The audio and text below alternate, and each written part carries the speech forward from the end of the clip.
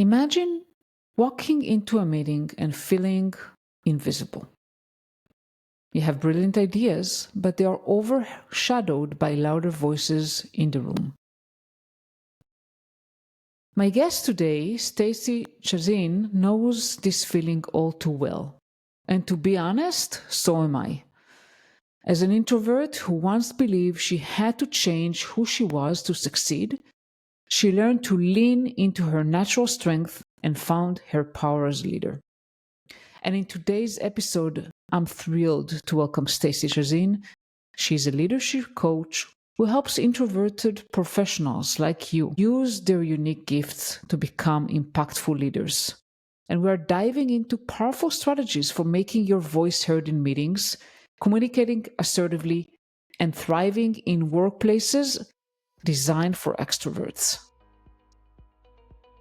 Hi, everyone, and welcome to another episode of From a Woman to a Leader, a podcast dedicated to discussing women's unique challenges in the tech industry.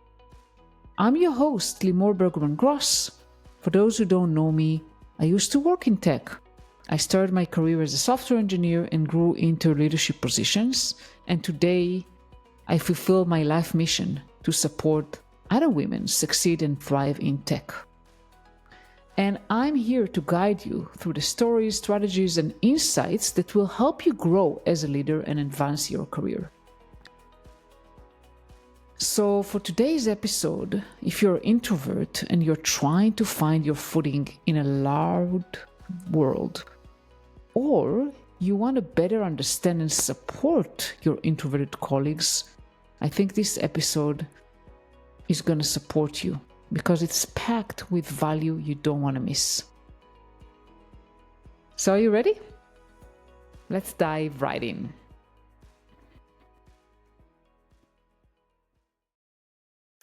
Hi, Stacey. How are you?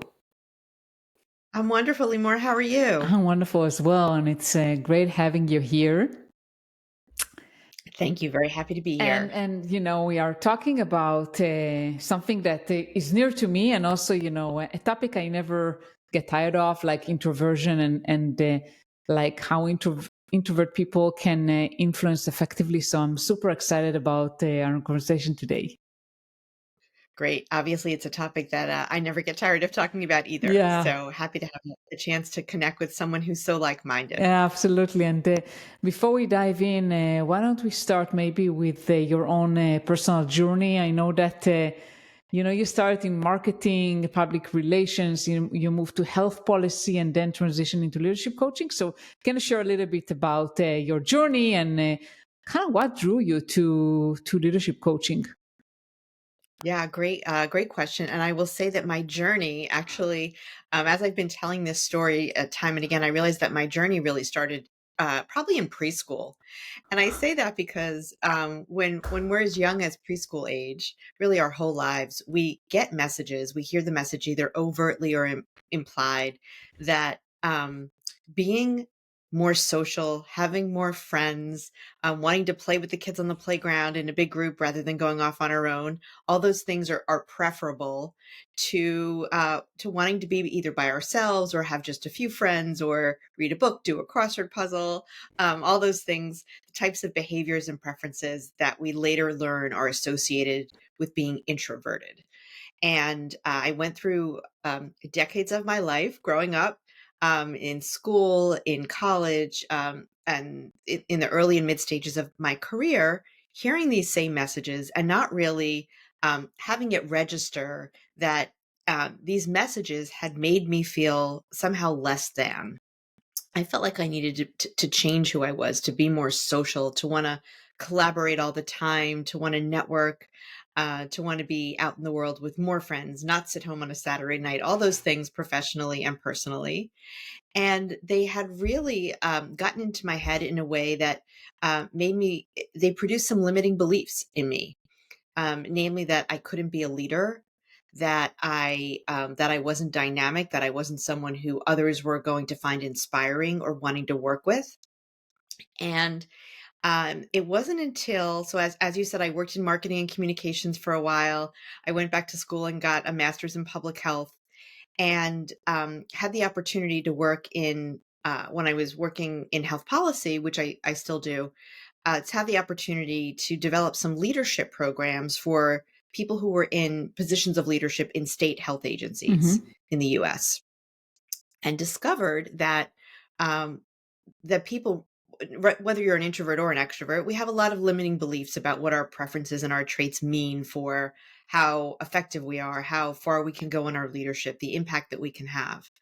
And I started learning more about that. I completed a Myers-Briggs assessment, which, for your listeners who might not know, the Myers-Briggs Type Indicator system, or MBTI, is the world's most commonly used personality assessment, and it reveals what our preferences are on a number of different dimensions, including whether we're introverted or extroverted, right? Which means how we get energy, how we're energized by the world. And I had this aha moment when I did my first Myers-Briggs that there's a word for who I am, and that's an introvert. And I read this report that I said at the time was like a window to my soul. I really saw myself in it and realized that as an introvert, or being an introvert, it was not a limitation, but I had all these gifts and strengths that I could bring forth.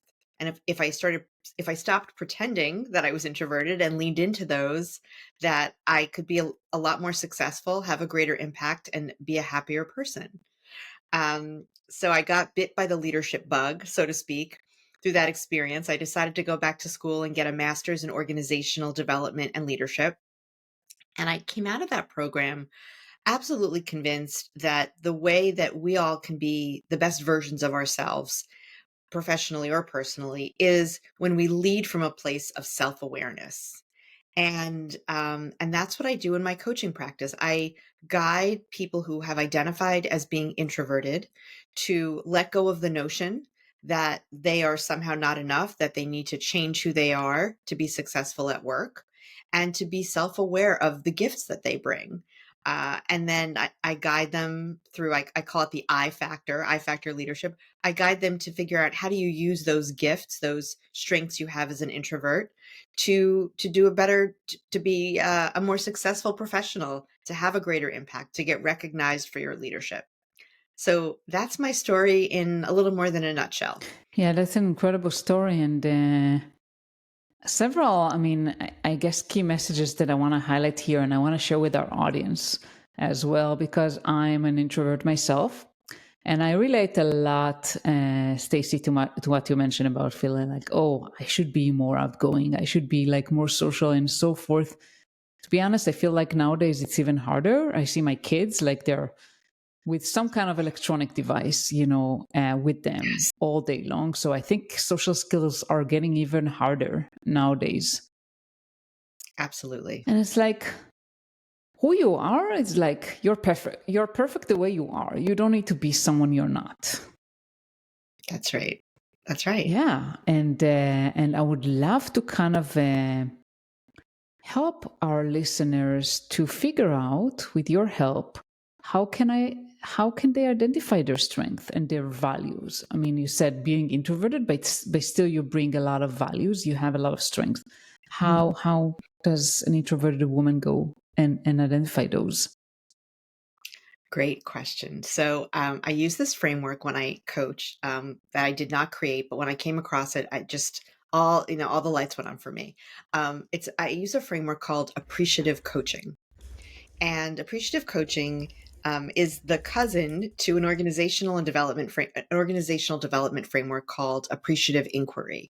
And the gist of it is, rather than focusing on what we need to fix, rather than focusing on our problems, we identify what's working really well. So a company, super quick example, years and years ago, when we learned this in school, British Airways had a really high rate of lost luggage. And they were trying to figure out what's going on. How do we fix that problem? And using the appreciative inquiry framework, consultants came in and instead of asking the question, why are we losing so many people's bags? The question was, what do we look like as an organization when we deliver an exceptional customer arrival experience? And it totally flipped the way they tackled the issue at hand. Um, Comparably, when you use appreciative coaching, the idea is not to say, what do I need to improve? What do I need to fix? How do I need to be different? But what do I look like when I'm operating at my best? when I'm showing up and giving the people I work with an exceptional experience, or I'm having the greatest impact, or I'm feeling most fulfilled by the work I'm doing. So the process involves identifying what's called someone's positive core. Mm-hmm. And what that means, it's essentially the best of who you are.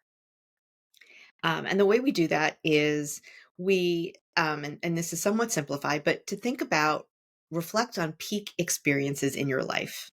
And peak experiences are times, either professionally, personally, or both, when you were the happiest, when you felt like you were having the greatest impact, when you felt like you had the best opportunity to put your skills, your perspectives, your approach to the world, that you had an opportunity to apply those in ways that were um, most opportune. So you were able to have an impact. You felt like you were making a difference. All the things that matter to you. And when you identify, you take a look at those peak experiences. So an example could be a peak experience was I had an opportunity to create a leadership academy for state health agency leaders. So taking that as a personal example for me, because I felt like I had an opportunity to use my writing skills, to use my training skills, to use my presentation skills, and to engage with people one on one, which as an introvert Mm-hmm. really fuels me. So that's a peak experience I had. So you take a look at the various peak experiences and you say, okay, what are some common threads across these experiences? And it could be, oh, in each of these experiences, I had the opportunity to go deep in my subject matter expertise, or I had the chance to write, or I had the chance to be creative. To take a look at what's popping up across these peak experiences. And when you take a look at the common things that you're seeing across those experiences, those begin to make up your positive core.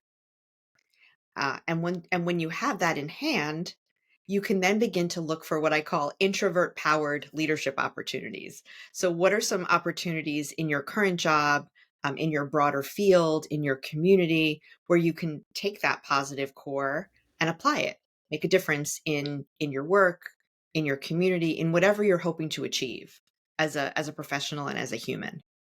Wow, this is incredible. And I don't know if you have any links to share about this framework. I mean, if so, I would love to share it at the show notes. I will. I'll share a link to the framework, and then I'll also share what I do in my coaching practice. Is I created a model that combines that framework with Myers-Briggs. So you start off by taking a Myers-Briggs assessment, which helps you to identify your positive core. What are your traits, your gifts, and then when you combine those two frameworks, it's just a more powerful way to kind of accelerates that process. So I will absolutely share that with you. Wow, this is incredible. And I want to give another messaging here to our audience because this is something that comes up a lot for my clients is Yeah. comparing yourself to others. And this is like Yeah. the detriment to what you just said. And naturally we keep comparing ourselves, but this is causing so much confidence issues to women because they keep comparing themselves, at least the women I work with, to their male counterpart and say, oh, I'm not like this person, I'm not as smart, I'm not as social, I'm not as charismatic, whatever it may be, instead of looking of what you mentioned, like what are there. Yeah. Yeah, and it's comparing yourselves to your male counterparts, and in the introvert extrovert language, it's comparing yourself to the extroverts, Yeah. because most workplaces are designed with extroverts in mind. And when you think about the physical workspace, you have a lot of open layout offices where people are sitting next to each other in cubicles. So you're hearing a lot of noise. You have expectations of networking, of working with other people. Even if you're remote, lots of expectations for the constant Zoom calls or whatever platform you're on. So there's very little recognition that introverts need time to recharge, and that we do better often when we have opportunities to balance group work with individual work. So you have this setup, the conditions are not in our favor, and we're often measured up against them. How well are we performing? How well are we thriving in that type of environment? So there's a lot of pressure, I think, to conform to the extroverted way of doing things. And just like women tend to compare themselves to men, introverts compare themselves to extroverts because that's what society and our workplaces have just really drilled into us, that that's better somehow. It's the same thing. 100%. And I can share personally that I have been judged because I'm introverted and like I'm not Mhm. so called charismatic. And that's what the word that they used. And um, not everyone need to be the same. And I think realizing, who you are and what you are and being at peace with that, I would say, with who you are is so important. Like loving yourself the way you are, not trying to be someone you're not. Yep. Yep, absolutely. Because no good, whether we're talking about introversion or any other trait, no good rarely no good comes of that, right? When we pretend to be something we're not. It's good to step outside your comfort zone, right? Here and Yeah, for there, sure. but not to take on a persona that really isn't you, because you're not going to be able to sustain that, and you're not going to be as good as you can be in any role if that role is not aligned with how you're wired. For sure. And what you mentioned that introverts need space, 100% agree with that. I mean, when I was employed, I was traveling quite a bit. And I remember every time I was flying and traveling like to an office and it was like a week full of meetings and all that, I was so exhausted. And, Yeah, I just wanted to get back to my room and just be by myself, not around yeah, anyone else. And I remember that sometimes I felt like, is it something wrong with me? Like that. But it took me some time to understand, well, this is who I am. And I cannot be too long around people. I need just that quiet time for myself.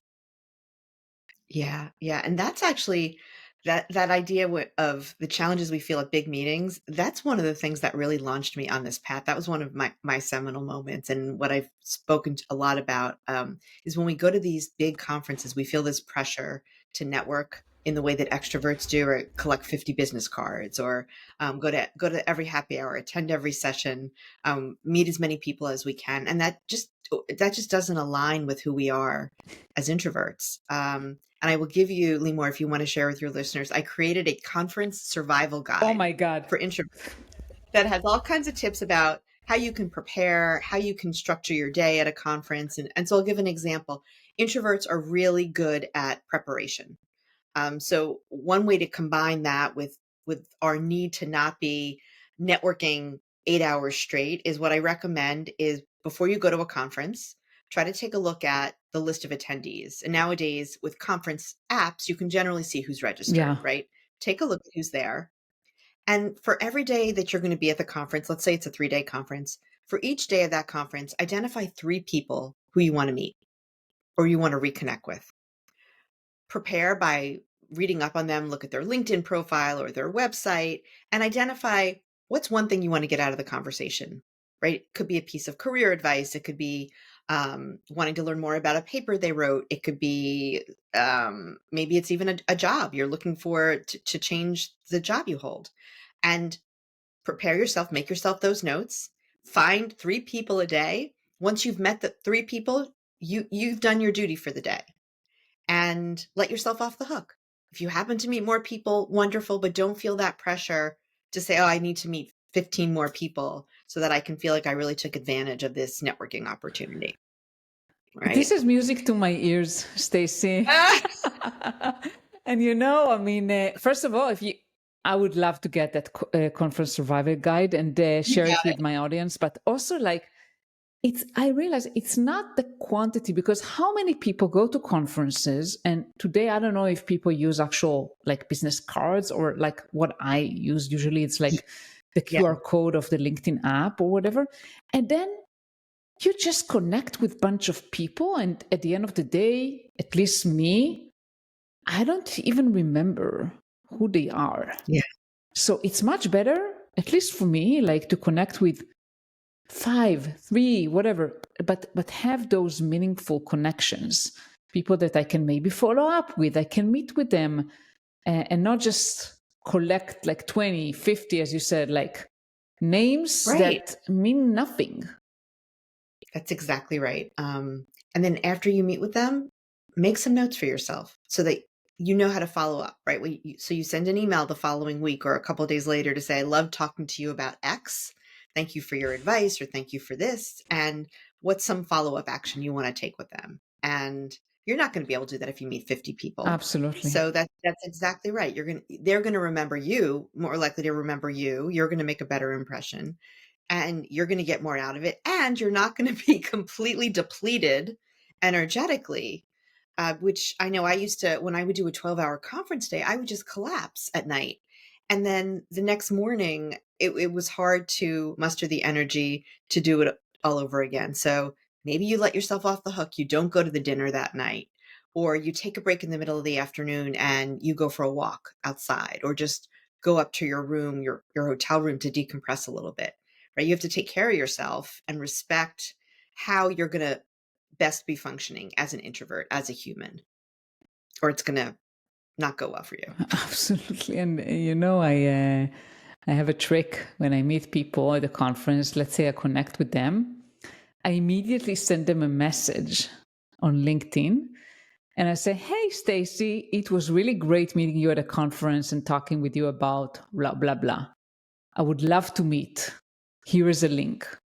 So that way, it's like I don't forget who you are and what we Mhm. talked about. And I immediately follow up with like, assuming like you are someone who I'm interested Yeah. in meeting with. That's what I do, because otherwise I'll just forget about it and I'll just go on with my busy schedule and move Yeah. on. I think that's brilliant. I think I might need to update my guide to include that. I do talk about doing electronic follow-up, but I think doing it while you're there, right, in the moment or an hour later or even that evening, I think that's so smart. And it also communicates to the other person that you valued the meeting. You weren't just doing it to collect their business card. Yes, and I think It makes you another reason is that I do that is that, well, the person might still remember who you are if you send them the same day. If I sent you a message, I met you at a large conference and I sent you a message like after a week, you may not remember exactly, like maybe vaguely memorable. you remember my face, but you'll not remember like, was Limor? What did he talk about? Like, Exactly, exactly. Yeah, that's really smart. So it's strengthening the connection, it's the self-care, so you're being the most functional you can be the following day or that evening, and you're really maximizing the opportunity you had to build your network and to take advantage of this opportunity, whatever it is your goals are professionally to get out of that networking. yeah, and I've been in September. I was in Vienna in a conference, and for me, like every time I go to a conference, I do it. I mean, there are some things I enjoy, but in general, it takes a lot of toll on me. It's really difficult for me. And it was a full day, and I decided like, okay, at 5 p.m., I'm just going. Like, I'm not staying. I'm not going to dinner with anyone. Love it. Like, I'm just done for the day. Like, it was too much for me to handle. And it's okay. There is no right and wrong. You don't have to be like the party person, like you go for drinks or whatever after the sessions are over. You can do that if you want, but if you don't, that's okay Yeah. as well. Yeah, absolutely. Yeah, that's good for you. That's what we need to do, and I really for me, obviously, we all took a break from conferences during COVID when nothing was Yeah. we were all staying home. When I went to my first conference post-COVID, which I think wasn't until April of 22, um, it really was such a shock to my system. I had forgotten how much it drained me, and I had gotten, like many introverts, really used to the comfort of not having to leave my house. While COVID was, of course, a horrific, terrible thing for our world, um, introverts got to hunker down a bit in a way that was a little more comfortable for us. And then as the world opened back up, especially with conferences, we needed to come out of that shell and we were reminded of what it's like. And for me, it was, there was no turning back. I wasn't willing to go back to that, um, that feeling of exhaustion and depletion that I used to have with conferences. So I needed to figure out a better way. Absolutely. And I do once in a while kind of nudge myself to get out of home and go to something just to practice, because I know it's like, okay, that takes an effort on me. But as you said, like you can do it in your own pace and whatever works for you. Yeah, and I think you never know where opportunities are gonna come from. So I just and this just happened to me yesterday, actually. I had this clicked for me. I went a couple months ago, I went to um, a local community-based organization of ours had an awards night, and someone we knew was being honored. So my husband and I went, and there was someone sitting at our table who I'd met once before but didn't really know. And she across the table, she spoke to me. She said, "Stacey, I just want you to know, I love your blogs." Because I write about introversion, and she just shared about how a lot of the things I wrote connected with her. And she and I started talking, and we connected afterward. We connected on LinkedIn and then via email, and we've now become friendly. And she connected me with someone else in our community who runs a group of women business owners who support one another in their ventures. And I connected with them yesterday, and this is a group that I'm now going to be a part of. All because I went to this awards dinner that I wasn't even so excited about going to because I wanted to stay home and just, be in my pajamas Yeah. and whatnot. But all of that is to say, you just never know where opportunities are gonna come up for you, whether it's building your business, whether it's, connecting with a new client, whatever it is, picking up some new strategy or piece of guidance. But as introverts, sometimes we need to push ourselves a little bit to get out of the house if we're working from home or, to socialize more, and you never know what's gonna come of it. So I highly recommend kind of leaning into your inner extrovert or leaning out, stepping outside your comfort zone a little bit, because doing that is not at odds with what we talked about earlier, right? Pretending to be something you're not or comparing yourself. We still want to try to embrace and understand that there are times when we need to be a little less comfortable in how we're engaging with others. Yes, that makes total sense. And I think, Stacey, I mean, as much as we have technology and all that, there's still nothing compares to face, like to connecting with people. It's true. It's true. It really is. Um, So it's just, but what it is it's not, and this holds true for all the different ways we function and operate. Um, you need to do it in a way that's aligned with who you are, right? So again, similar to not trying to collect 50 business cards, you're not going to want to socialize 3 nights a week, Yeah. right? Or maybe you're just going to only make it at that cocktail party for half an hour, whereas the whole thing is 2 hours. Recognize how you can do these things in ways that align with how you're wired, and you're going to be at your best and you're not going to be depleted. That's what it's all about. Amen to that. So, what else do you want to share that maybe I haven't asked you? Is there anything kind of top of mind for you that you feel like is going to be valuable for the women out there listening to us? Yeah, so one of the things that we women struggle with, myself included, is advocating for ourselves, negotiating for what we're worth. And I used to have a very hard time doing that, not only because I'm a woman, but because of my when I look back now, I realize too because of my introversion. So introverts tend to not enjoy conflict. We tend to not be comfortable with self promotion. So talking about all the wonderful things we've done and why it means we deserve this, that, or the other thing. And one of the things I've been writing about recently and talking to women about is how can you, as an introvert, advocate for yourself? Whether it's at your annual performance review or when you're negotiating for a raise or a promotion, and similar to what I talked about at the start of the show, being successful in that space goes back to your positive core, right? What are you really good at? So one of the things that we tend to be good at, I talked about preparing, I talked about writing. So over the course of a year, keep a file of your accomplishments. Keep an email folder. Whenever you receive an email from someone acknowledging a contribution you made or some positive role you played in something, set goals for yourself for your negotiation in ways that are aligned with your introversion.